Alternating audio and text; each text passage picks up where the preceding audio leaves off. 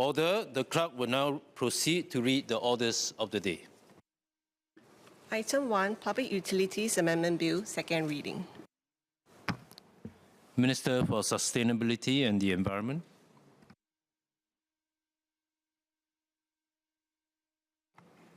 Mr. Speaker, on behalf of the Minister for Sustainability and the Environment, I beg to move that the bill be now read a second time. Sir, since our independence, water supply has always been an existential issue for Singapore. As a small island nation, we needed a safe and reliable supply of water to ensure our survival and prosperity. Water demand has grown by more than 6 times since independence to meet the needs of a growing population and the economy. Through decades of long-term planning, innovation and investments, we have built up our 4 national taps. Behind each tap lies an integrated water system. This comprises 17 reservoirs and water catchment covering 2/3 of Singapore's total land area, 15 water treatment plants, and 4 water reclamation plants, and an island-wide network of water pipelines, drainage, and sewage systems, and the list goes on. We have overcome droughts, floods, and cleaned up our rivers, and we now enjoy a world-class water system producing safe and reliable drinking water at the turn of the tap, anytime and anywhere. However, we cannot take this for granted. It is increasingly challenging for Singapore to ensure water security and meet the needs of our growing population and economy due to 2 factors. 1, climate change, and 2, increased water demand. First, climate change. Some of us may recall that we experienced prolonged dry conditions from around 2014 and 2016, 2014 to 2016, when we last experienced a major El Nino event. At that time, we saw water levels in the Lingui Reservoir in Johor plunge to a historic low of 20%. This was a far cry from healthy reservoir levels of 80 to 90%, which we were used to.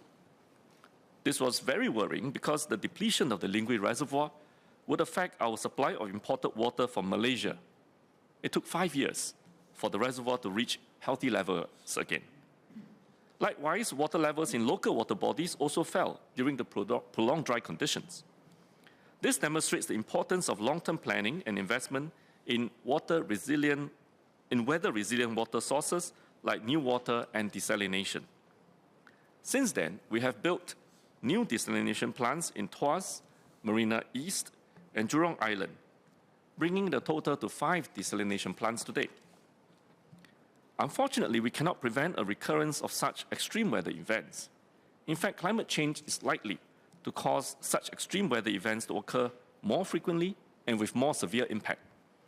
According to recent reports by the United Nations World Meteorological Organization, global temperatures will likely surge to record levels over the next 5 years. This year, the naturally occurring El Nino is underway once again. This will further raise global temperatures and aggravate the risk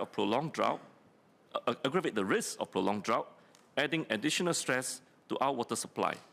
The temperatures we experience here in Singapore for the past couple of weeks also speaks to this increasing trend. The experience of the previous major El Nino event is a stark reminder that we must not be complacent about our water security. Second, we also expect an increase in demand for resources like water as our population and economy grow. Singapore currently consumes about 440 million gallons of water per day, which is equivalent to about 800 Olympic-sized swimming pools. Our consumption is expected to almost double by 2065, with the non-domestic sector being the major source of demand growth. This is especially so as we continue to draw in and grow high-value but water-intensive industries. This includes the wafer fabrication, biomedical, and electronic industries as engines of economic growth. It is neither sustainable nor practical in land-scarce Singapore to rely only on building more and more water infrastructure to meet our ever-increasing water needs. Besides competing for land with other users, construction costs have also risen significantly. This is especially so as we need to construct more of our water infrastructure underground. Each new drop of water costs more than the last. Our newer water resources like new water and desalinated water are energy intensive and costly to produce. These factors will add pressure for the government to increase the water price to fund and operate such infrastructure. Hence, it is crucial that we carefully manage the growth in our water demand. Sustainable growth in water demand allows us to build additional water infrastructure at a more measured pace. This contributes to a more sustainable cost of producing and supplying water in the long run. By adopting the 3Rs concept, reduce, reuse, and recycle, which we are all familiar with, we can conserve water and use it more efficiently, making every single drop of water count. This bill serves to update the Public Utilities Act 2001, or the PUA, in two main areas: recycling requirements for large water users, and to impose charges on large private water suppliers, or PWSs. We will also introduce amendments related to PUB's operations to better support their efforts in ensuring the security of our water supply. I will elaborate on each group of these amendments. First, on mandatory water recycling requirements. Currently, water demand from the non-domestic sector accounts for about half of our total water consumption. This will increase to about 2/3 of our total water demand by 2065. We must therefore make greater efforts to achieve a more sustainable growth in non-domestic water demand. An important strategy is to raise water efficiency, particularly for large water users. During the Committee of Supply earlier this year, my ministry announced that we will be introducing mandatory recycling requirements on new projects in the wafer fabrication, electronics, and biomedical industries. Clause 12 of the bill will insert a new Section 40 in the PUA to reflect this. I will now elaborate on how we arrived at the specific requirements. We considered two key factors in determining which industries to introduce water efficiency requirements for. First, extent of water demand, and secondly, potential for water recycling. The largest water consumers are companies in the wafer fabrication, biomedical, and electronics industries. They require large amounts of water for their manufacturing processes, such as rinsing and cooling. Collectively, these companies take up almost 1/5 of the total non-domestic water demand today. And given the strong investment interest which Singapore has attracted from semiconductor and biotechnological firms in recent years, the projected water demand from the non-domestic sector is expected to increase. We are keen to work with companies in these industries to conserve and improve water efficiency and thus reduce the growth in water demand. Apart from looking at industries with high water demand, we also shortlisted those with processes that have high potential for water recycling. This refers to processes that produce fairly clean, used or reject water streams, and thus easier to recycle as minimal treatment is required. This allows for water recycling to be done cost-effectively.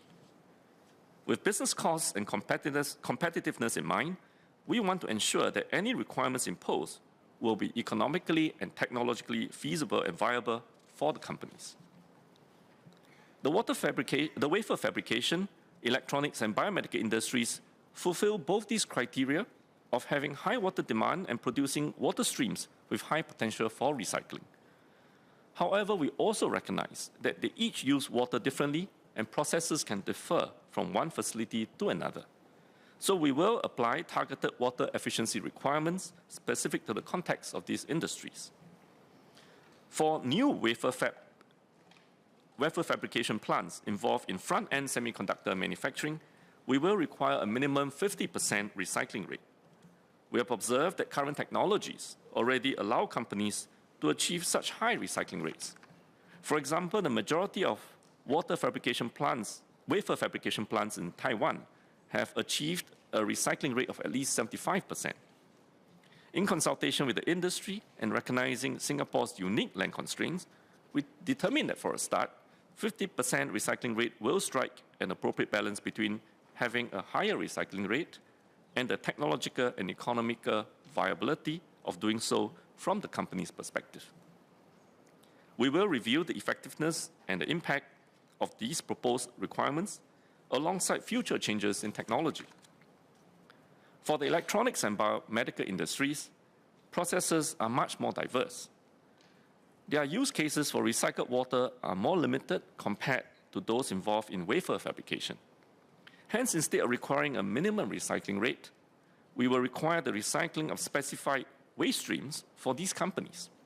This includes reject streams from processes such as microfiltration, ultrafiltration, and reverse osmosis. Several companies are already doing so today. One successful example would be Hoya Electronics. They have implemented projects to recycle their reject streams and recover effluent from wastewater. This allowed them to achieve industry-leading recycling rates of over 75%. We intend for the requirements to apply from January 2024 to new projects, including the expansion of existing plants that will consume at least 60,000 cubic meters of water annually. These requirements will not be applied to existing projects. We are focusing on new projects as waste stream segregation for water recycling can be designed upfront. Beyond designing for recycling, occupiers of the new projects will also be responsible for ensuring that recycling is done while these projects are in operation. Existing projects will not be subjected to the new requirements as they will likely face space limitations when recycling equipment had not been planned for previously. Nonetheless, PUB will continue to work with companies who are keen to increase the recycling rates in existing plants through facilitative measures, such as funding and technical support for recycling projects. PUB and EDB have engaged affected companies and industry associations in 2021 and 2022. They were generally supportive of the proposed requirements and agreed with the technical and economic viability of these requirements for new projects. This is also in line with the stated sustainability or environmental goals of many of these companies. The payback period for the recycling infrastructure is assessed to be typically between 2 to 4 years for wafer fabrication companies and less than 1 year for the electronics and biomedical industries. Companies can recover the cost of the investments over time and enjoy cost savings in the longer term through reduced water usage.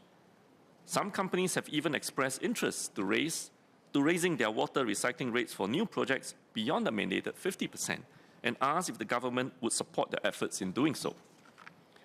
PUB has taken in the feedback, and we will provide financial support for companies that are willing to invest in technologies to raise their water recycling rate. PUB reviewed its funding framework for the Water Efficiency Fund, the WEF, and the Industrial Water Solution Demonstration Fund, the IWSDF, which provide financial support for companies with projects on water recycling and adoption of water-efficient equipment. Since July 2023, we have raised the funding caps for WEF and IWSDF from $1 million and $4 million respectively to $5 million each for each project.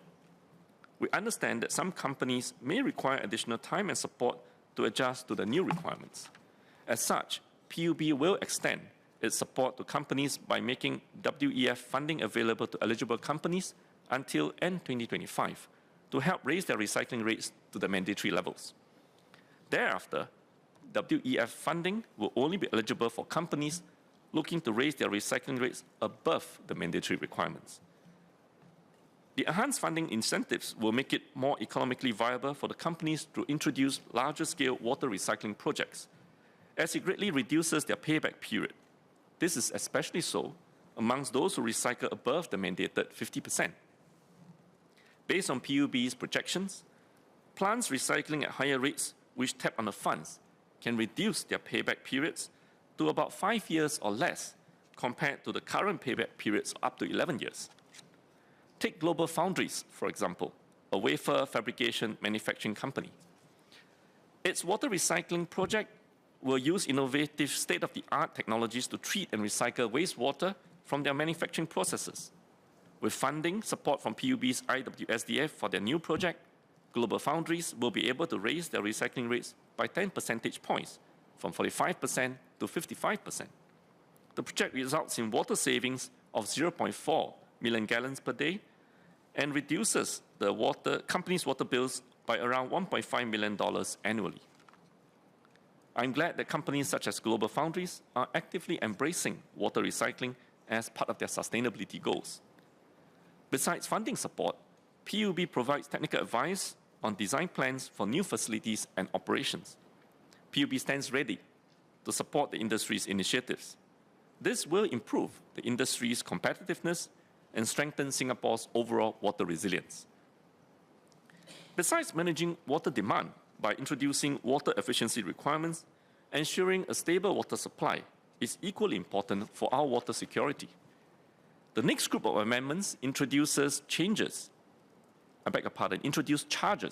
to large private water suppliers, or PWSs, to ensure sustainable growth in Singapore's private water supply. PWS, or private water suppliers, refers to entities other than PUB that harvest rainwater or desalinate seawater following PUB's approval.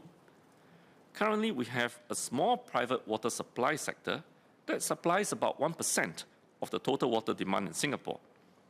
The sector comprises of private desalination plants and rainwater harvesters of various sizes.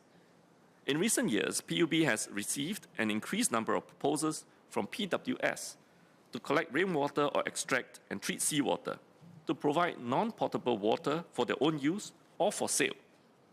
The number of large rainwater harvesters has tripled since 2013, and we expect interest to continue rising.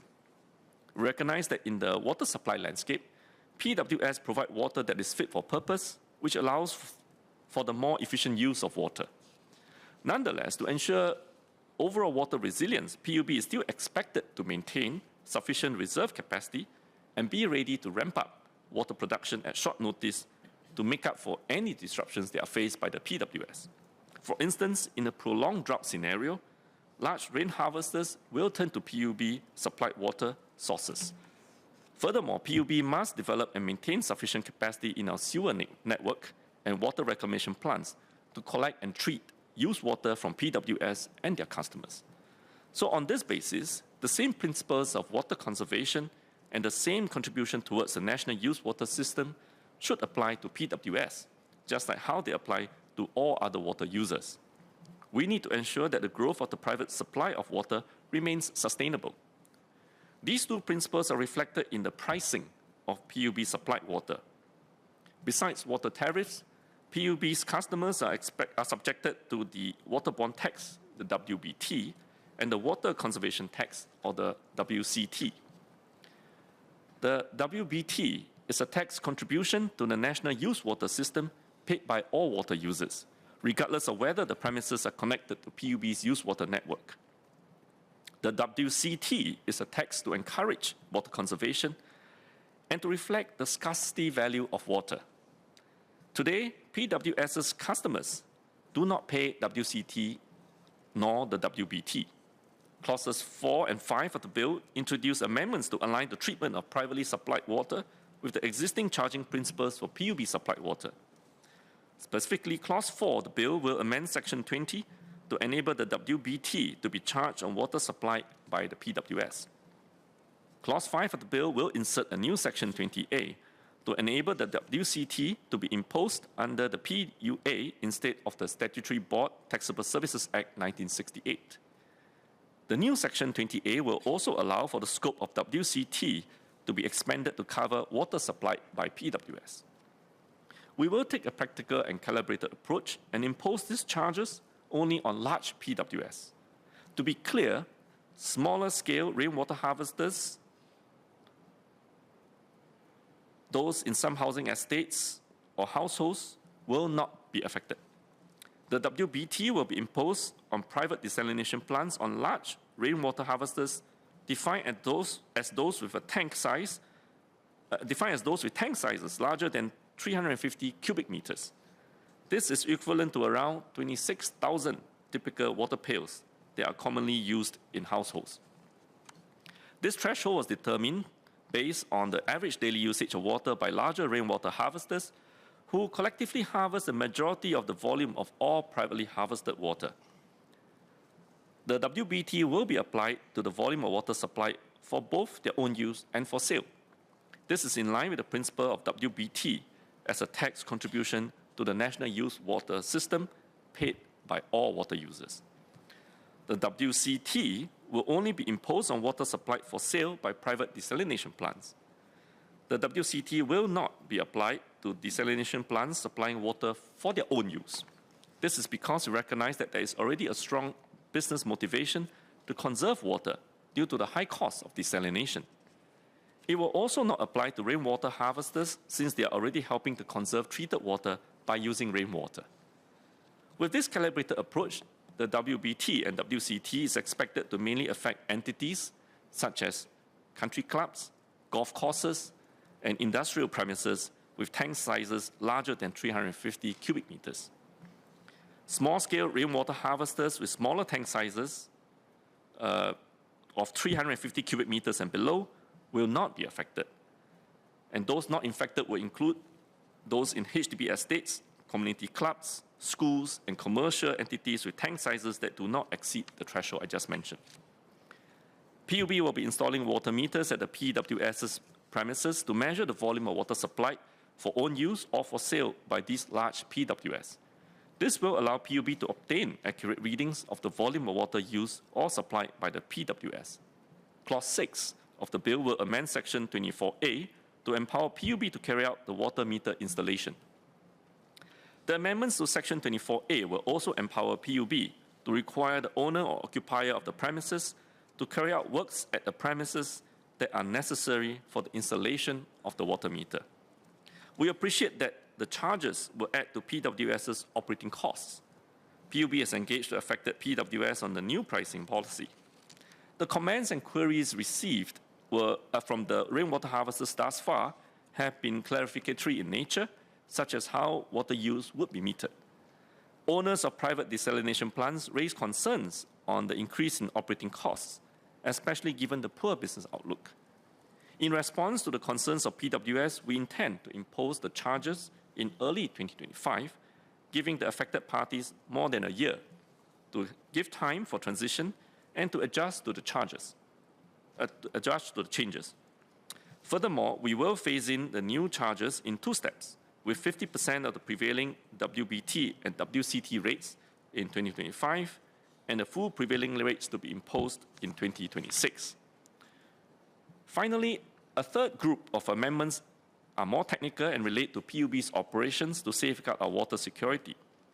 These amendments serve to ensure that the Act remains relevant and effective in empowering PUB to carry out its work.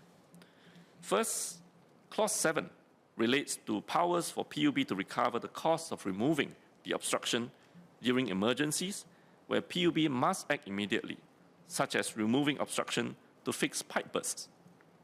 Clause 10 introduces amendments to broaden PUB's powers to require relevant persons to remove obstructions over all components of the water installation for repair and maintenance works. Second, Clause 8 introduces requirements for developers to submit diversion plans for PUB's approval before they start relocating PUB's water installations. This is to prevent disruptions to water supply and to ensure that the relocated water installations meet PUB standards and requirements. The relocation of such installations without PUB's approval will be an offense. Third, Clauses 4 and 5 deal with the matters related to the components of water price reflected in water bills.